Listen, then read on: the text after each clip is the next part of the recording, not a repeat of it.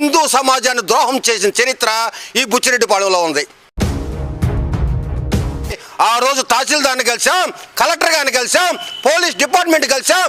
ఎవరి దగ్గరకు పోయినా సరే చెవిటోడు చెవులో శంఖం ఊదినట్టు ఆ రోజు మఠానికి భూమిని అందిస్తే ఆ భూమిని కొంతమంది కబ్జాదారులు ఆక్రమించి బుచ్చిలో కోట్ల రూపాయల మఠం భూములు హాంఫట. మఠం భూములు, సత్రాల ఆస్తులు అధికారులు పరిరక్షించడం లేదా? మఠం భూములు దేవాదాయ శాఖ పరమా లేక వంశపారంపర్యమా? తేల్చలేని అధికారులు.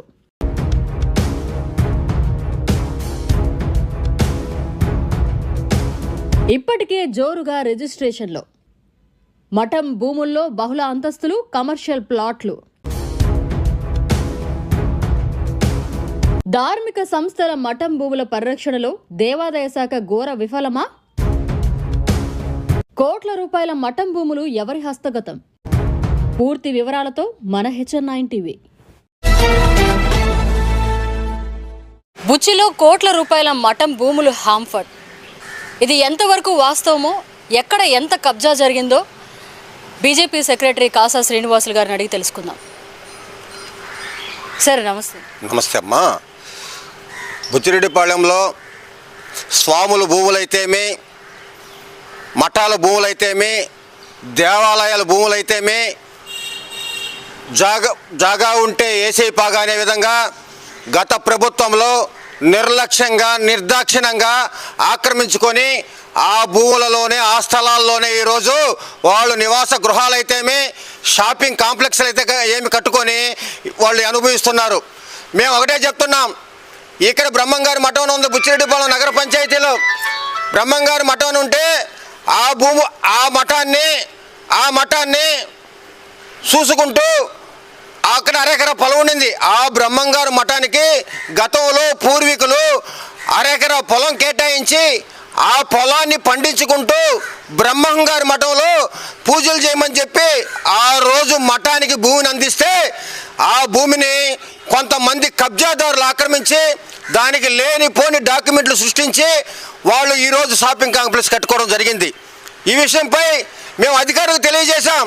అయ్యా, స్వాములు భూములు ఆక్రమిస్తున్నారు, మఠాల భూములు ఆక్రమిస్తున్నారు, దాని మీద చర్యలు తీసుకోండి, వాళ్ళ దగ్గర ఉన్నటువంటి దస్తావేజులు మాకు చూపించండి అని అడిగితే వాళ్ళ కాడ ఎటువంటి కాగితం లేకుండా ఆక్రమిస్తుంటే ఆనాటి పాలకులు, ఆనాటి అధికారులు వాళ్ళకు దొంగ కాగితాలు పుట్టించి వాళ్ళకు పర్మిషన్లు ఇస్తే ఈరోజు మఠాల భూములు ఆక్రమించారు. ఆ భూముల్లోనే షాపింగ్ కాంప్లెక్స్ కట్టి వాళ్ళు అనుభవిస్తుంటే రాబోయే రోజుల్లో ఆ బ్రహ్మంగారి మఠానికి ధూప నైవేద్యాలు ఎవరు చేయాలని మేము ప్రశ్నిస్తున్నాం. ఈ విషయంపై అనేక సార్లు అధికారులు కలిసాం. అదే కాదు, మునగాల సుబ్రహ్మయ్య అనే ఒక స్వామీజీ సాధుల్లో కలిసిపోయి సమాజం కోసం 1997లో అతను సొంత డబ్బులతో ముంబై రోడ్లో 4 కోట్ల రూపాయలు విలువ గల ఆస్తిని కొనిపెట్టాడు. దాంట్లో సమాజం కలుపుకొని ఒక అనాథాశ్రయమా, ఒక దేవాలయమా, ఒక పిల్లలకు స్కూల్ కట్టించాలంటే ఆ స్వామి భూమిని కూడా ఎటువంటి డాక్యుమెంట్లు లేకుండా ఒక ERO కాడ ఫేక్ సర్టిఫికేట్ తీసుకొని ఆ భూములను ఆక్రమించి వాళ్ళు ఈరోజు ఎంజాయ్ చేస్తున్నారు. ఆ భూముల్ని, ఆ స్వామి యొక్క భూముల్ని ఇడిపించమని చెప్పి ఆ రోజు తహసీల్దార్ని కలిసాం, కలెక్టర్ గారిని కలిసాం, పోలీస్ డిపార్ట్మెంట్ కలిసాం. ఎవరి దగ్గరకు పోయినా సరే చెవిటోడు చెవులో శంఖం ఊదినట్టు ఆ భూముల్ని కాపాడకపోక ఎవరైతే కబ్జాదారులు ఉన్నారో, ఎవరైతే భూములను ఆక్రమించారో వాళ్ళకి సపోర్ట్ చేసి ఈ అధికారులు, ఈ పాలకులు లబ్ధి పొంది హిందూ సమాజాన్ని ద్రోహం చేసిన చరిత్ర ఈ బుచ్చిరెడ్డిపాళెంలో ఉంది. మరి మఠం భూములని అధికారులు పర్యవేక్షించలేదా? అధికారులు పర్యవేక్షించలేదు. కలెక్టర్ గారిని కలిసాం, తహసీల్దార్ని కలిసాం, కమిషనర్ గారు కలిసాం. ఎవరిని కలిసినా సరే మేమేం చేసామయ్యా, మాకు రాజకీయ నాయకులు ఒత్తున్నాయని చెప్తున్నారు. మేము ప్రశ్నించాం, అయ్యా మీకు ఏ రాజకీయ నాయకుడు జీతం ఇవ్వడం లేదు, మా ప్రజాధనంతో మీరు జీతాలు తీసుకుంటున్నారు, సమాజాన్ని కాపాడాల్సిన బాధ్యత, దేవాలయాలు కాపాడాల్సిన బాధ్యత, దేవాలయ ఆస్తులు కాపాడాల్సిన మీ బాధ్యత అని చెప్పినప్పటికీ పట్టనట్టు కాలయాపన చేయబట్టే ఈ రోజు వాళ్ళు కాంప్లెక్స్లు కట్టుకొని అనుభవిస్తున్నారు. అయితే ఈ భూములన్నీ కూడా వంశపారపర్యంగా వస్తున్నాయంటారా? ఈ భూములన్నీ కూడా మునగాల సుబ్బరామయ్య గారి భూమి అయితే అతను స్వంత డబ్బులతో 1997 సంవత్సరంలో కొనుక్కొని రిజిస్ట్రేషన్ చేయించుకున్నాడు. ఈ మఠం భూమి అయితే వందల సంవత్సరాల నుంచి వంశపారంపర్యంగా వస్తుంటే దాన్ని కూడా అన్యాక్రాంతం చేశారు. ఈ విషయమై మొన్న జరిగిన ఎలక్షన్లకు ముందు ఇక్కడ ప్రచారానికి వచ్చినటువంటి అప్పుడు ప్రతిపక్ష నేత ప్రస్తుత ముఖ్యమంత్రి గారు నారా చంద్రబాబు నాయుడు గారికి మేము తెలియజేయడం జరిగింది.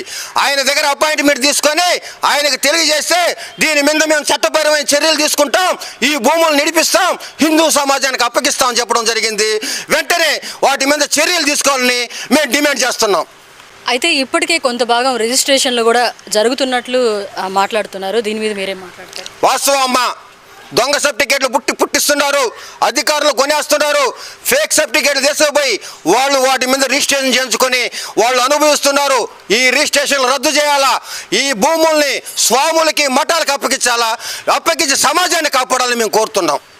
అయితే మఠం భూముల్లో కమర్షియల్ బహుళ అంతస్తులు కూడా నిర్మిస్తున్నట్లు వస్తున్నాయి. ఇవి ఎంతవరకు వాస్తవం అంటారు? ఇది ఖచ్చితంగా వాస్తవం. ఆ భూముల్ని కమర్షియల్ కాంప్లెక్స్గా నిర్మించి వాటి ముందు పాత రాజకీయ నాయకుల్ని, గత ప్రభుత్వ నాయకుల్ని విగ్రహాలు పెట్టి తూతు మంత్రంగా కాపాడుకుంటున్నారు. ఆ నాయకులకు కూడా మేము తెలియజేస్తున్నాం, అయ్యా హిందూ సమాజాన్ని కాపాడండి, మీ విగ్రహాలు పెడితే మీ సొంత స్థలాల్లో పెట్టుకోండి, మేము సంతోషిస్తాం. ఆలయాల భూముల్లో కాదు, మఠాల భూముల్లో కాదు, మీరు కూడా సహకరించి ఆ భూమిని వెంటనే మఠానికి అప్పగించాలని వాళ్ళని కూడా కోరుకుంటున్నాం. మేము మఠం భూముల పరిరక్షణలో దేవాదాయ శాఖ ఎలా ఉందంటారు? దేవాదాయ శాఖ గత ప్రభుత్వంలో ఎట్టుందో ఇప్పుడు కూడా అట్టే ఉందమ్మా. వాళ్ళలో ఎటువంటి మార్పులు లేదు. వాళ్ళు దేవాదాయ శాఖ ఆస్తులు కాపాడమని చెప్పి, దేవాలయాలను కాపాడమని చెప్పి ప్రజాధనంతో జీతాలు తీసుకొని కబ్జాదారులకే సపోర్ట్ చేస్తున్నారు తప్పితే దేవాలయ భూములు కానీ, మఠాల భూములు కానీ, స్వామీజీ భూములు కానీ కాపాడే ప్రయత్నమే చేయటం లేదు. మరి కోట్ల రూపాయల మఠం భూములు ఎవరి హస్తగతం అంటారు? గత వైసీపీ నాయకుల హస్తగతంలో ఉన్నాయి. గతంలో ఎవరైతే వైసీపీ నాయకులు ఉన్నారో, ఎవరైతే పెత్తనం చేశారో ఆనాటి నుంచి నేటి వరకు కూడా వాళ్ళ యొక్క స్వాధీనంలోనే ఉన్నాయి, వాళ్ళ యొక్క అనుభవంలోనే ఉన్నాయి. వాళ్ళు కాంప్లెక్స్లు కట్టారు, కొంతమంది కొట్లు కట్టి బాడుకిచ్చుండారు. వాటి మీద చర్యలు తీసుకోవాలా, వాటిని కబ్జాదారుల చెర నుండి వెంటనే విడిపించాలని కోరుతున్నాం. కోట్ల రూపాయల మఠం భూములు ఎవరి హస్తగతం అంటారు? కబ్జాదారుల హస్తగతంలో ఉన్నాయమ్మా.